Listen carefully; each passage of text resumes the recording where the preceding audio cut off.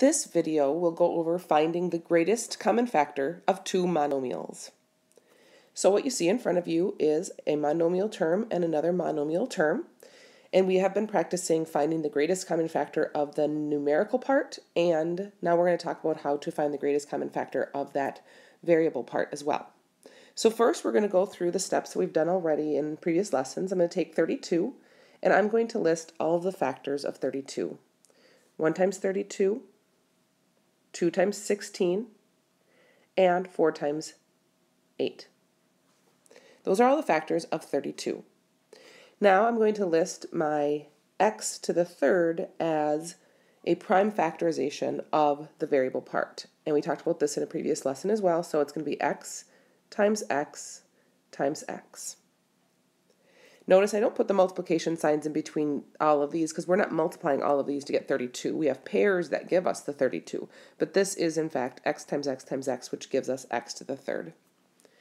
Now I'm going to go ahead and do the same thing for 12. I have 1 times 12, 2 times 6, and 3 times 4.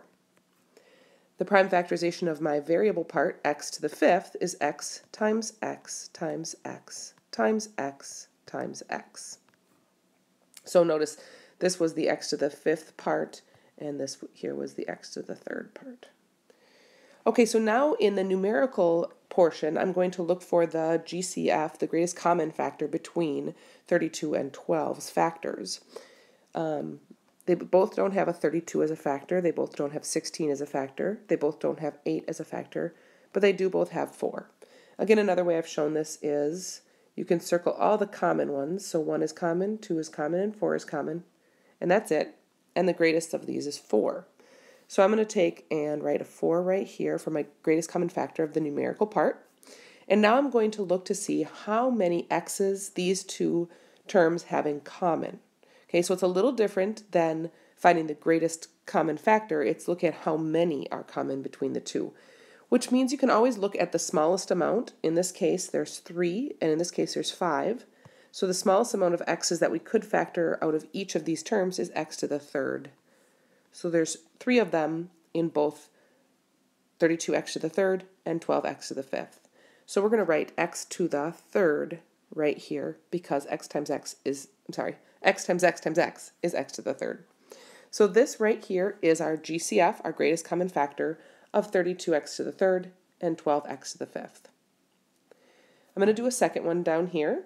Okay, I'm going to start with my 14, and now I've got x to the third, y to the fourth. So it's a little more challenging because we have a second variable in there. And then I have the second one is 21, and we have x to the first in this case, and y to the second. All right, so our factors of 14 are 1 and 14, 2 and 7, and there are no other factors of 14. I have x times x times x times y times y times y times y. And in our second one, 21 is 1 times 21 and 3 times 7, and then we have x times y times y. All right, so the common factors between 14 and 21 are 1 and 7. So the greatest of those is 7. And now I look to see how many x's I can factor out or are in common between the two terms. So we have an 3 x's being multiplied here, x times x times x, but in the second term, we only have 1 of them. So the smallest number of them is how many we can actually factor out. So x, we can write that out here. And then for our y's, you'll notice we have 2 y's down here, and we have 4 y's up here, so we would only be able to say that 2 of them are common between the two. So y times y is y squared. So our GCF of these two terms is 7xy squared.